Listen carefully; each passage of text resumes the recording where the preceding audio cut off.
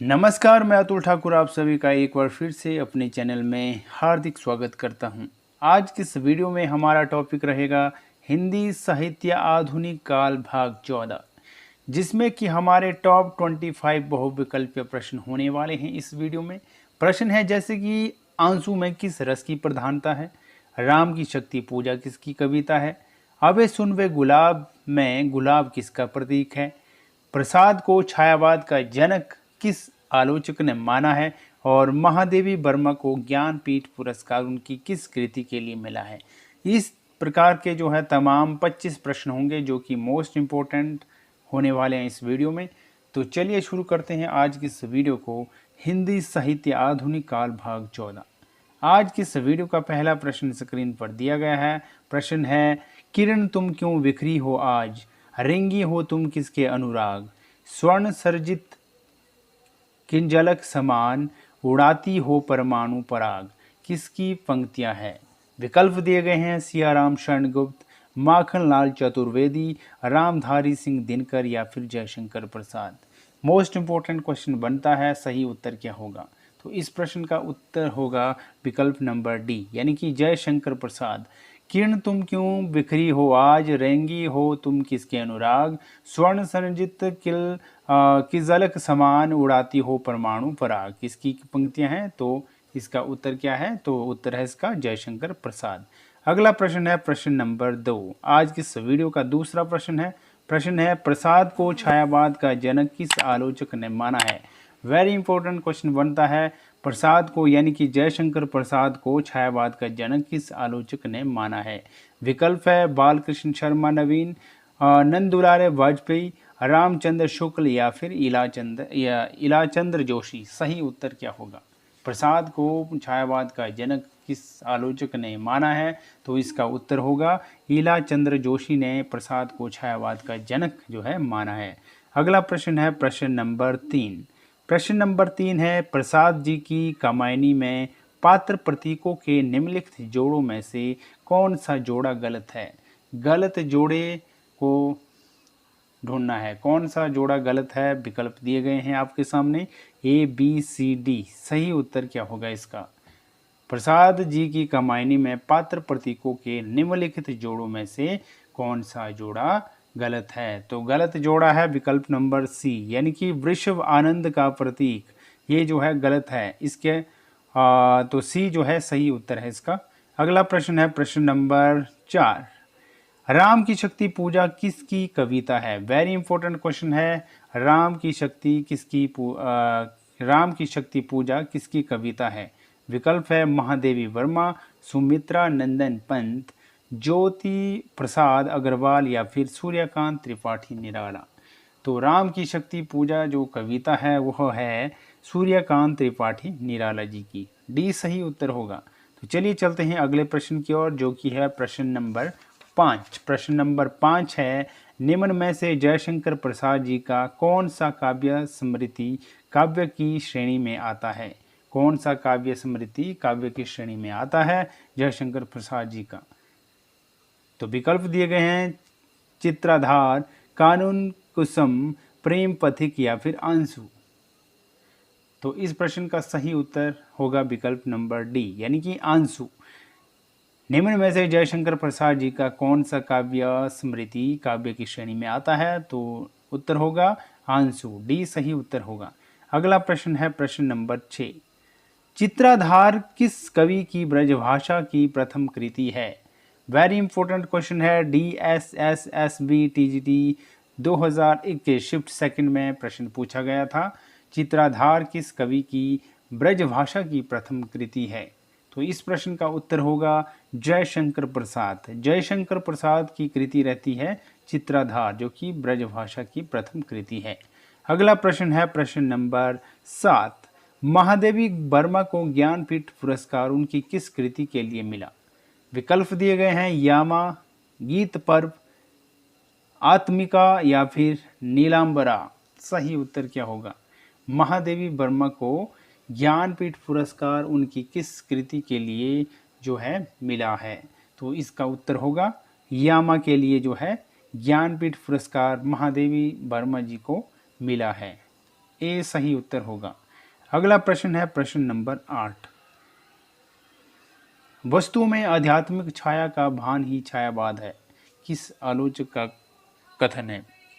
विकल्प है जयशंकर प्रसाद, लाला भगवान तीन, राधा कृष्ण दास या फिर नंद दुलारे वाजपेयी। वस्तुओं में आध्यात्मिक छाया का भान ही छायावाद है, किस आलोचक का कथन है? तो इसका उत्तर होगा विकल्प नंबर डी, यानी कि नंद दुलारे वाजपेयी इसका सही उत्तर होगा। अगला प्रश्न है प्रश्न नंबर 9।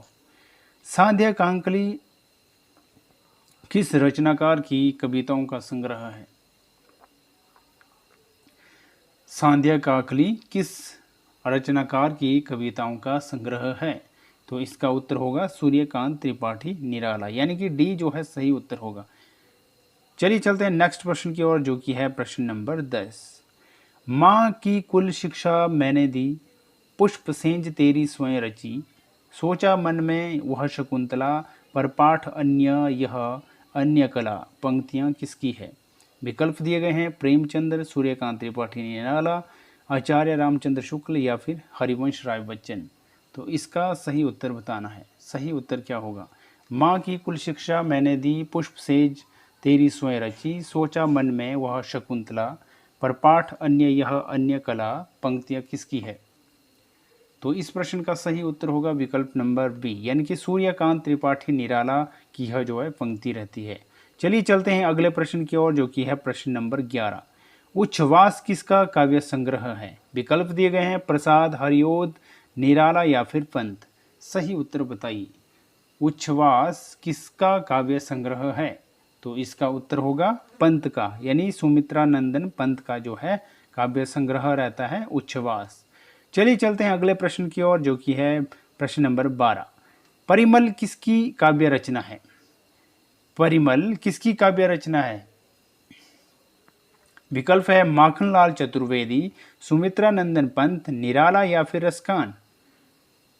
तो परिमल काव्य रचना जो है वह है निराला जी की, यानी कि सूर्यकांत त्रिपाठी निराला की रचना रहती है परिमल। अगला प्रश्न है प्रश्न नंबर 13।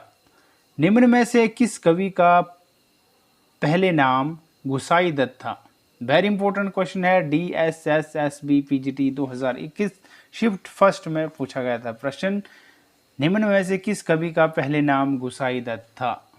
तो इसका उत्तर होगा सुमित्रा नंदन पंत का नाम था गुसाई दत्त पहले। तो चलिए चलते हैं अगले प्रश्न की ओर, जो कि है प्रश्न नंबर 14। अबे सुन वे गुलाब, मैं गुलाब किसका प्रतीक है? विकल्प दिए गए हैं राजनीतिज्ञ वर्ग का, बुद्धिजीवी वर्ग का, पूंजीपति वर्ग का या फिर श्रमिक वर्ग का। क्या होगा इसका सही उत्तर? अबे सुन वे गुलाब में गुलाब किसका प्रतीक है? तो यह है पूंजीपति वर्ग का प्रतीक, यानी कि सी जो है सही उत्तर होगा। अबे सुन वे गुलाब में गुलाब जो है पूंजीपति वर्ग का प्रतीक है। अगला प्रश्न है प्रश्न नंबर 15। कवि निराला ने किसे हिंदी के विशाल मंदिर की सरस्वती कहा है? वेरी इंपॉर्टेंट क्वेश्चन है। कवि निराला ने किसे हिंदी के विशाल मंदिर की सरस्वती कहा है? तो विकल्प है महादेवी वर्मा, मीराबाई, मनु भंडारी या फिर अमृता प्रीतम। क्या होगा सही उत्तर? कवि निराला ने किसे हिंदी के विशाल मंदिर की सरस्वती कहा है? तो इसका उत्तर होगा महादेवी वर्मा, ए सही उत्तर होगा। अगला प्रश्न है प्रश्न नंबर 16। अरुण यह मधुमय देश हमारा, यह पंक्ति किसकी है? विकल्प है माखनलाल चतुर्वेदी, जयशंकर प्रसाद, महादेवी वर्मा या फिर मिथिलेश। क्या होगा इसका सही उत्तर? अरुण यह मधुमय देश हमारा, यह पंक्ति किसकी है? तो यह पंक्ति है जयशंकर प्रसाद जी की, यानी बी जो है सही उत्तर होगा। अगला प्रश्न है प्रश्न नंबर 17। आंसू काव्य किस वर्ष प्रकाशित हुआ? विकल्प है 1928, 1925, 1914 या फिर 1930। आंसू काव्य किस वर्ष प्रकाशित हुआ? तो यह हुआ था प्रकाशित 1925 में, यानी कि बी जो है सही उत्तर है। अगला प्रश्न है प्रश्न नंबर 18। है अमानिशा उगलता गगन घन अंधकार किस कविता की पंक्ति है? झरना की, कामायनी की, आंसू की या फिर राम की शक्ति पूजा की। है अमानिशा उगलता गगन घन अंधकार किस कविता की पंक्ति है? तो इसका उत्तर होगा राम की शक्ति पूजा की है जो है पंक्ति रहती है, डी सही उत्तर होगा। अगला प्रश्न है प्रश्न नंबर 19। प्रश्न नंबर 19 है, रात के उर में दिवस की चाह का शर हूँ, पंक्ति किस रचनाकार की है? मिश्र बंधु की, आचार्य शुक्ल की, महादेवी वर्मा की या फिर जयशंकर प्रसाद की? रात के उर में दिवस की चाह का शर हूँ, पंक्ति किस रचनाकार की है? तो यह रचना है महादेवी वर्मा की। रात के उर में दिवस की चाह का शर हूँ, पंक्ति जो है महादेवी वर्मा की है, सी सही उत्तर होगा। अगला प्रश्न है प्रश्न नंबर 20। बालकृष्ण शर्मा नवीन के संबंध में कौन सा कथन सही नहीं है? विकल्प दिए गए हैं ए, बी, सी और डी। क्या होगा इसका उत्तर? तो इसका उत्तर होगा विकल्प नंबर ए, यानी कि वे छायावाद के प्रतिनिधि कवि थे। ये जो है सही नहीं है। इसके अलावा सही क्या क्या है? उनकी अधिकांश रचनाएं जेल में लिखी गई, वे एक अच्छे गद्यकार के साथ जागरूक पत्रकार भी थे, उनके साहित्यिक जीवन की पहली रचना संतु नामक एक कहानी थी। तो ये जो है बी, सी, डी, ये जो तीनों सही है और जो सही नहीं है वो है विकल्प नंबर ए, यानी कि विकल्प नंबर ए जो है, यानी कि विकल्प नंबर ए जो है इस प्रश्न का सही उत्तर है।